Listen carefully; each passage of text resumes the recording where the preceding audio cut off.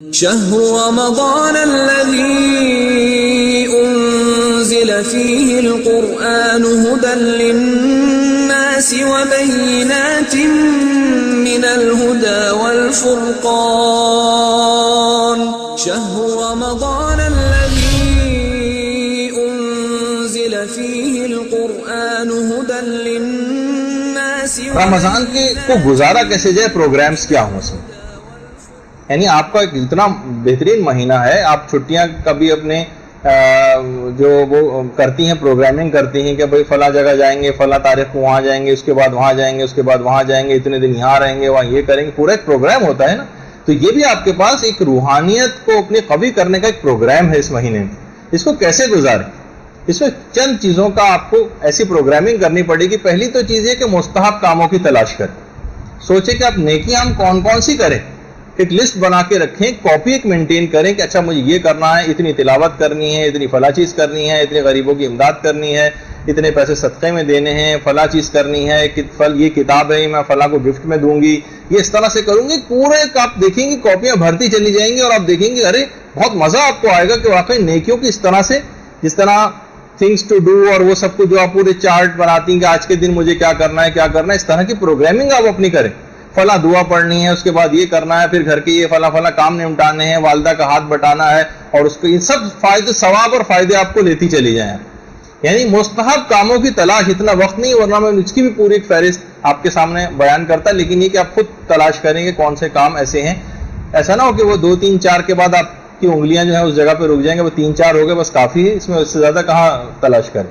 جیسے ہمارے استاد محترم بھی اپنے اس میں کہتے ہیں نا کہ جب ہم میدان عرفات میں کہتے ہیں ان سے، یا مثلا 15 شعبان کی رات کو یا شب قدر میں کہتے ہیں کہ انسان اپنے گناہوں کو شمار کرے، تو کہہ رہے ہیں اکثر افراد کی انگلی ایک پر ہی اٹک کے رہ جاتی، سمجھ میں نہیں آتا کون سے گناہ کی بات ہو رہی، یعنی کوئی اپنا گناہ بھی کوئی یاد نہیں آ رہا ہوتا. میدان عرفات میں کہا جاتا ہے کہ پروردگار کی 10 نعمتوں کو شمار کرے، تو لوگ انگلی پکڑ کے بیٹھے ہوتے، سمجھ میں نہیں آتا کہ کون سی نعمت کو شمار کرے. تو ایسا دماغ بعض اوقات معاف ہو جاتا ہے. تو مستحب کاموں کی تلاش، آپ باقاعدہ ایک لسٹ بنائیں. ابھی آپ کے پاس ایک آدھ روز اور ہے، بس یہ ہو گیا کہ حالات کی وجہ سے یہ ایک ہفتہ ڈیلے ہو گئی کلاس، ورنہ پچھلی دفعہ ہی بات بیان ہو جاتی تو آپ کے پاس اور وقت آ جاتا. بہرحال مستحب کاموں کی تلاش کریں. پھر دوسری ہے کہ دروس کے اگر کوئی پروگرام کسی جگہ پہ ہو رہے ہوں تو اس میں آپ شریک ہوں، اور اگر کسی جگہ نہیں ہو رہے تو اپنے علاقے میں، اپنے گھر میں بھی آپ بہت سی چیزیں شروع کر سکتی ہیں. اپنے گھر میں ایک ہفتے ایک کے گھر میں ہو جائے، دوسرے ہفتے دوسرے گھر میں ہو جائے، اسی طریقے سے ہی جو ہے دین کا کام آگے بڑھتا ہے. بس گھر میں صرف افطاریاں پکتی رہیں اور سحریاں پکتی رہیں، اور ٹی وی اور وہ بھی یہی فریضہ انجام دے رہا ہے، جتنے باہر بورڈ لگے ہوئے ہیں صرف کھانوں ہی کو پروجیکٹ کر رہے ہیں، گویا صرف رمضان صرف تھوڑی سی دیر رکنے کا اور اس کے بعد فقط کھانے پینے کا نام. میں کتاب بھی ایک دفعہ خرید کے لے کر آیا تھا، ایک عام مسلمانوں کے بک اسٹال وہاں پہ تھی، اکابر کا رمضان. اس میں ڈھونڈ میں اپنے شوق میں لے کر آیا کہ دیکھیں اچھا کیا کیا کرتے رہے ہیں بہت سارے افراد. تو پتہ چلا اس میں کھانوں ہی کی تفصیل لکھی ہوئی تھی ساری، سحری میں یہ اور افطار میں یہ اور فلاں چیز میں یہ. تو صرف کھانے پینے کی طرف متوجہ نہیں ہونا چاہیے، بلکہ اور چیزوں کی طرف بھی انسان متوجہ ہو کہ اس مہینے کو میں کیسے گزاروں. تو دروس کے ایسے پروگرام، اس میں یقیناً معرفت کی باتیں ہوں گی، اس میں احکامات بیان کیے جائیں گے، اس میں انسان کی روحانیت کو قوی کرنے والی بہت سی چیزیں ہوتی ہیں. اچھا کر کہیں جانا ممکن نہیں ہے، انعقاد ممکن نہیں ہے، تو آپ مدرسے کی لائبریری کی ممبر بن کے CD لیں، کتابیں لیں. مدرسے کا چینل ہے یوٹیوب کے اوپر، اس میں مختلف علماء کے دروس وغیرہ موجود ہیں، ان کو آپ سنیں. یعنی اپنی معلومات میں اس طرح سے درس و تدریس میں اس مہینے کو گزاریں. یہ خود اس کے پروگراموں میں خاص طور پر شامل ہونا چاہیے. سوتے ہوئے اور کھاتے ہوئے اس مہینے کو صرف گزارنا نہیں چاہیے. اس کے بعد کتب کا مطالعہ، یہ ضرور اپنی لازمی طور پر زندگیوں میں شامل کریں. دیکھیے کتاب اگر کوئی شخص نہیں پڑھے گا، صرف ہم پچھلے جو یہاں پہ سینئر گروپس ہیں ان کو بھی اکثر و بیشتر ڈانٹ پھٹکار ہوتی رہتی ہے اس معاملے میں کہ صرف مدرسے میں پڑھائے جانے والے نوٹس کی حد تک اگر آپ رہ گئیں تو کوئی خاص آپ علمی ترقی نہیں کر پائیں گے. ظاہر ہے یہاں پر ایک ہفتے میں ایک کلاس ہوتی ہے، اتوار کے دن یہ صرف آپ آتی ہیں 3 گھنٹے کی، اس میں چلیں 2 لیکچرز آپ کے ہو گئے، یہ بہت ناکافی. سال بھر میں اگر کریں، چھٹیاں وٹیاں سب نکال دیں تو کتنا کم وقت آپ کے پاس بچتا ہے. تو آپ اس کمی کو کیسٹوں کے ذریعے اور کتابوں کے مطالعے کے ذریعے پوری کریں. تو بہت سی چیزیں محتاج نہیں ہوں گے کہ اتوار کو جائیں گے تو ہم کچھ حاصل کریں گے باقی پورے ہفتے ایسی گھر میں بیٹھے ہوں. نہیں, کتاب مطالعے کتب کے عادی بنے, اچھی اچھی کتابیں. ہر خاتون کی میں توقع کرتا ہوں کہ ہر ایک کے پاس اپنی ایک ذاتی لائبریری ضرور گھر میں ہونی چاہیے, چاہے ایک شیلف پہ مشتمل ہی کیوں نہ ہو, پھر آہستہ آہستہ اس کو بڑھاتی جائیں, لیکن ایک ذاتی لائبریری. ٹھیک ہے, ابا کی ہے, بھائی کی کوئی ہے, نہیں, آپ کی اپنی ایک ذاتی لائبریری ہونی چاہیے, چاہے وہ کتنی کم کتابیں 10-15 کتابوں سے اس کا آغاز کریں, لیکن ہونی چاہیے. تو اس کی طرف زیادہ سے زیادہ کوشش کریں, رغبت کریں.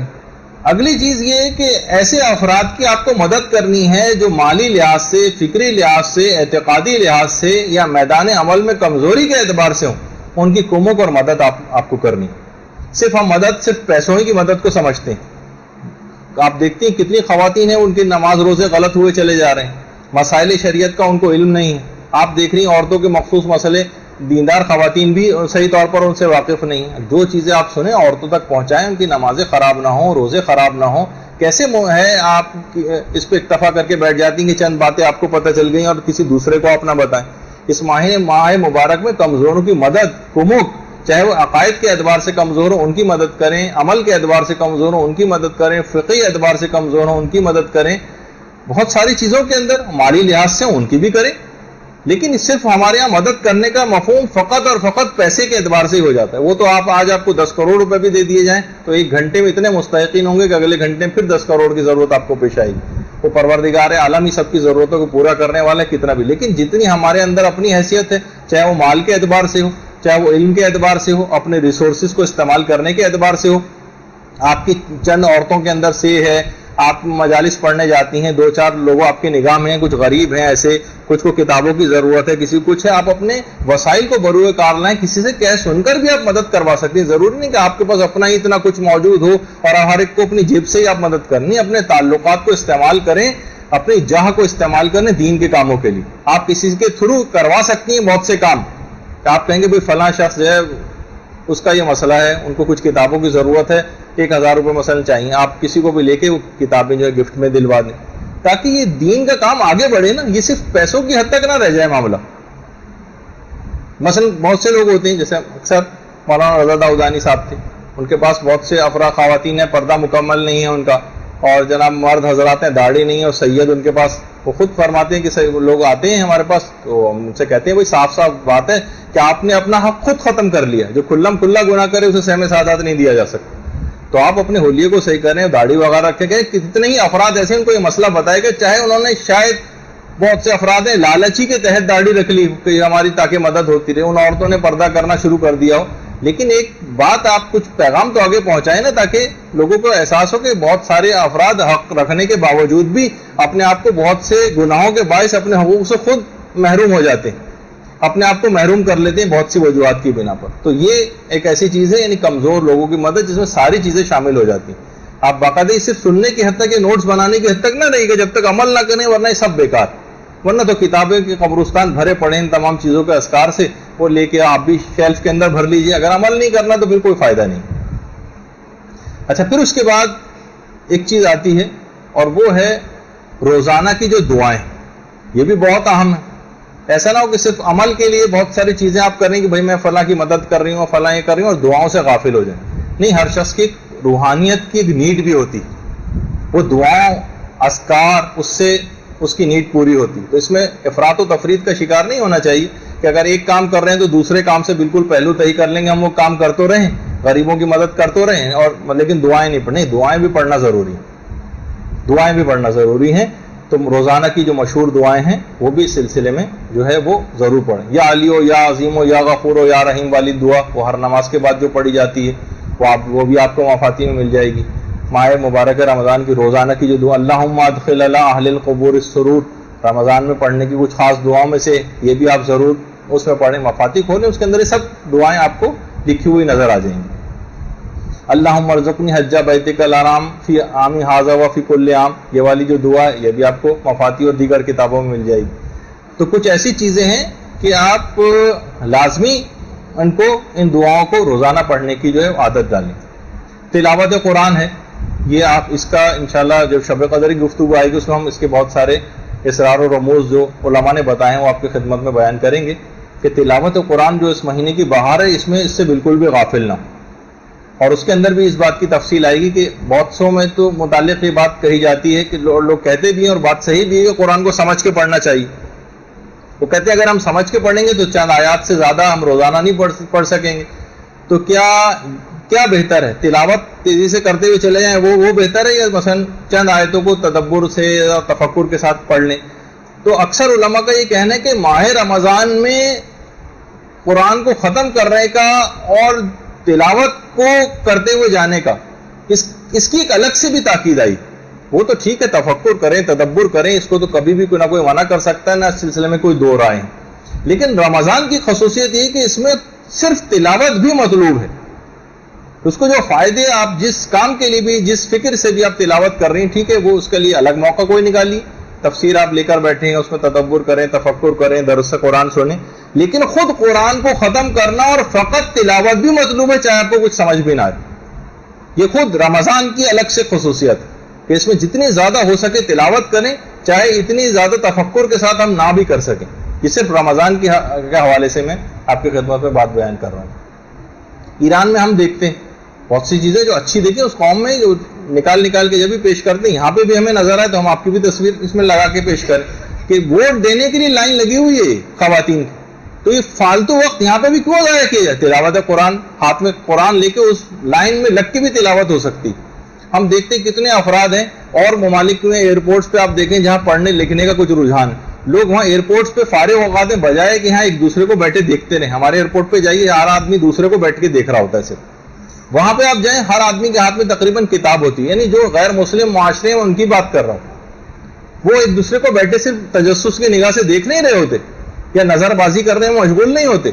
وہ ٹھیک ہے اور گناہوں کے اندر مشغول ہیں، وہ اپنی جگہ پر ہے، لیکن وقت کو ضائع کرنے کے اعتبار سے ویٹنگ لاؤنج ہے، ڈاکٹر کے پاس گئے ہیں انتظار کر رہے ہیں، کوئی اپنی کتاب ساتھ لے جائیں وہاں پڑھنا شروع کر دیں. بس میں بیٹھ کے ادھر سے ادھر آ رہے ہیں، اسکول کالج یونیورسٹی کے پوائنٹ میں آپ بیٹھ کر آ رہی ہیں، گھنٹہ بھر اس کے اندر لگ جاتا ہے. اس کو کیوں وقت ضائع کر رہے ہیں؟ اس میں تلاوت قرآن کریں، کوئی اپنی اور کتاب اٹھا لیں، اس کو وقت کو، یہ خود ٹائم مینجمنٹ کا ایک حصہ ہے. تو بہرحال یہ سب چیزیں ایسی ہیں کہ دعاؤں کے اندر بھی اپنے آپ کو جو ہے سلسلے میں لگانا ہے. خدا سے راز و نیاز بھی اس مہینے میں جو ہے وہ کرنے ہیں، اس کی راتوں میں اور دنوں میں. تو یہ تمام چیزیں ایسی ہیں کہ دعائیں اور یہ سب کچھ مفاتیح الجنان اٹھائیں، اس کے اندر مشغول ہوں. واقعی یہ مہینہ مکمل ثواب اور فائدوں کو اٹھانے کا مہینہ ہے. تو یہ ہے. اور اس مہینے میں خاص طور پر صدقہ دینے کی بھی بڑی تاکید ہے. اس میں مختلف اوقات میں صدقہ، بہت سی خواتین کے متعلق میرے علم میں بات آتی ہے کہ انہوں نے گھر میں بس ہر وقت ہر تھوڑی دیر بعد گھنٹے بھر بعد انہوں نے بہت ساری ریزگاری بھی جمع کر کے رکھے ہوئی ہے. ہر تھوڑی دیر جب بھی گزر رہی ہیں وہاں سے نکالا انہوں نے اسے ریزگاری اٹھائی اور صدقے کے باکس میں ڈال دی، جو پہلے سے اجازت یافتہ ہے. ایسا باکس ہے جو کہ حاکم شرع سے جو صدقے کے مسئلے میں نے اس سے پہلے بیان کیے تھے، یا کسی غریب سے اجازت لی ہوئی ہے کہ اس کو جمع کر کے ایک ساتھ دے دیا جائے گا. تو ہر موقع ہر لمحے آتے جاتے ہر وقت صدقات کہا جاتا ہے نا روایتوں میں کہ انسان قیامت کے میدان میں اپنے صدقات کی چھاؤں میں ہوگا. یعنی جتنے زیادہ اتنے صدقات دیے ہوں گے اپنی زندگی کو لگائی، چاہے روزگاری جمع کر کے بار بار دن میں، ورنہ ہوتا نا کہ دن میں صبح میں ایک دفعہ دے دی ایک دفعہ رات میں دے دی، نہیں کئی دفعہ بھی دینے کی. نیکیوں میں کیا پریشانی ہے کہ اس کو متعدد بار نہیں انجام دیا جا سکتا. جتنی دفعہ ہو سکے آپ کوشش کریں کہ صدقات وغیرہ بھی اس انداز سے آپ دیتی رہیں. 70 بلائیں ہر دفعہ دور ہو جاتی ہیں، تو بار بار دینے سے جتنی دفعہ دیتی جائیں گے اتنی 70 بلائیں دور ہوتی چلی جائیں گی. اور پیغمبر اسلام کی جو احادیث میں سے بھی ہے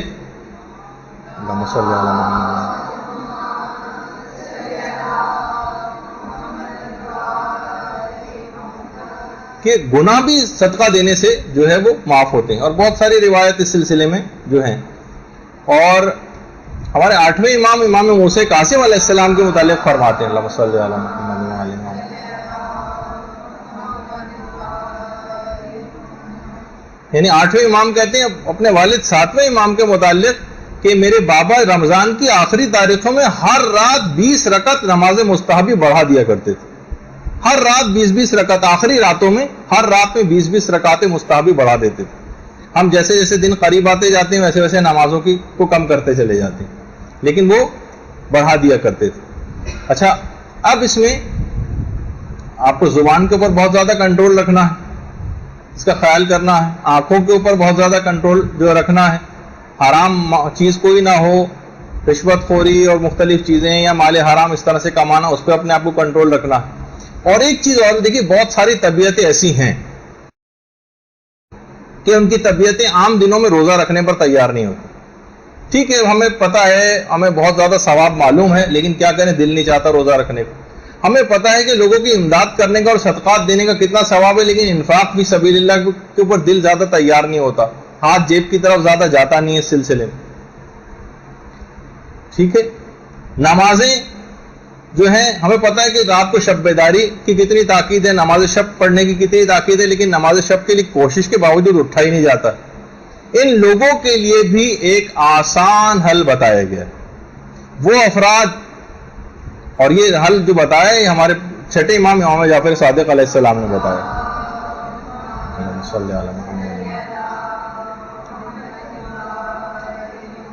کہ جن کی طبیعتیں انفاق فی سبیل اللہ پر، یعنی صدقات دینے اور مال خرچ کرنے پر راغب نہیں ہوتی، جو راتوں کو اٹھ کر شب بیداری کے اوپر جن کی طبیعتیں تیار نہیں ہوتی، جن سے مستحبی روزہ نہیں رکھا جاتا، امام فرماتے ہیں ٹھیک ہے، اگر یہ نہیں کر پاتے تو یہ چاہیں یہ چیزیں نہ کریں کیونکہ طبیعت ان کی مائل نہیں ہے اس طرف، لیکن ان کو پھر تسبیحات اربع پڑھنے سے بخل نہیں کرنا چاہیے۔ ایسے افراد کے جو ان تینوں کام نہیں کر سکتے، ان کو چاہیے کہ کم سے کم، یہ میرے اپنے الفاظ ہیں، کہ ان کو چاہیے کم سے کم ایک تسبیح تسبیحات اربع، سبحان اللہ والحمد للہ ولا الہ الا اللہ واللہ اکبر، یہ کم سے کم روزانہ ضرور پڑھ لیں، تو ان کی وہ کمی جو یہ صدقات نہ دینے کی وجہ سے روحانیت میں کمی ہو رہی ہے، جو شب بیداری اور نماز شب نہ پڑھنے کی وجہ سے ان کے اندر ایک کمی آ رہی ہے، اور جو مستحب روزے رکھنے سے جو فائدے روحانیت کے حاصل ہو جانے چاہیے تھے وہ حاصل نہیں کر پا رہے ہیں، وہ تسبیحات اربع پڑھنے سے حاصل کر سکتے ہیں۔ یعنی یہ نہ ہو کہ بس ایک دفعہ پڑھ لی، کم سے کم ایک تسبیح، تو 100 کی ایک تسبیح روزانہ اگر تسبیحات اربع کی پڑھ لی جائے تو ان تمام ثواب کو دلوا دے گی۔ آسان ترین حل ان افراد کے لیے۔